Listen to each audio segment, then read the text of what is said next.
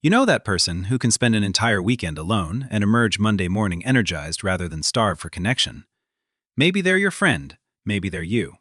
While everyone else is making plans, checking in, staying busy, they're at home reading, thinking about something that caught their attention 2 weeks ago, or just sitting with their thoughts. And while you might think they're lonely or missing out, there is a chance they've figured out something the rest of us haven't. That boredom and aloneness aren't the same thing. Here's the thing about people who don't get bored alone. They're not tolerating solitude, they're genuinely engaged. Their minds are always working on something, connecting ideas, processing experiences, exploring questions that don't have immediate answers. And that makes people uncomfortable because we've been taught that if you are not constantly stimulated by something external, you must be depressed or disconnected.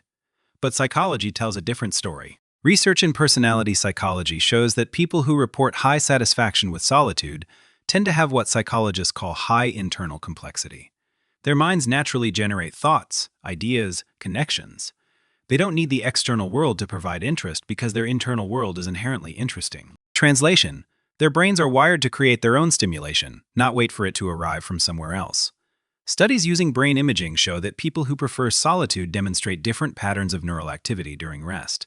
The default mode network, the brain system active during internally focused thought, shows higher baseline activity. Even when they're not engaged in a specific task, their minds are actively processing, making connections, exploring ideas. For these individuals, unstimulated time isn't boring. It is opportunity. Let me ask you something. When was the last time you sat somewhere with nothing to do and didn't immediately reach for your phone? For most people, that unstimulated moment feels uncomfortable, like something's missing. But for people who don't get bored alone, that moment feels normal. Their minds are already engaged with something. A thought from earlier, a question they've been processing. An idea that is still forming, but here is where it gets complicated. This pattern often starts in childhood. These are the kids who could play alone for hours, who created elaborate imaginary worlds, who seemed unusually comfortable without constant supervision. And because our culture assumes children should be social, adults often interpreted this as shyness or developmental delay. So these kids learned early that their natural way of being was somehow wrong. Here is what most people don't get. People who don't get bored alone aren't avoiding life. They're deeply engaged with it just internally.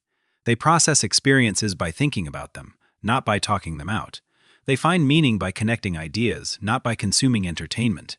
Their minds don't experience silence as empty. They experience it as space to think without interruption. Research on introspection shows that people who spend significant time in solitary thought develop enhanced self-awareness and cognitive complexity.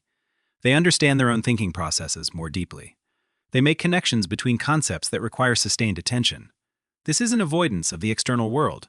It is engagement with the internal one. But here is the paradox.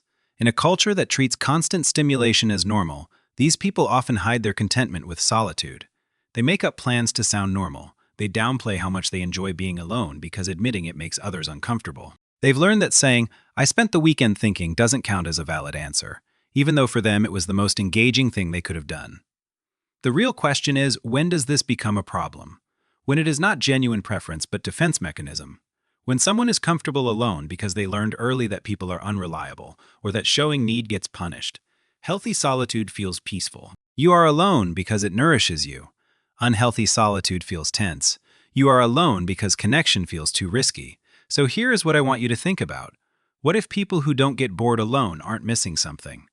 What if they've figured out that the deepest engagement doesn't always come from external stimulation? That's sometimes the most interesting thing happening is the thing no one else can see.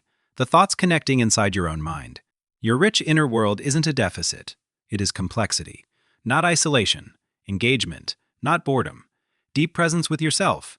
Drop a comment and tell me, are you someone who genuinely never gets bored alone, or do you still reach for your phone the moment things get quiet? And if this resonated with you, hit like and subscribe, because we dive deep into psychology that actually explains how your mind works. See you next time.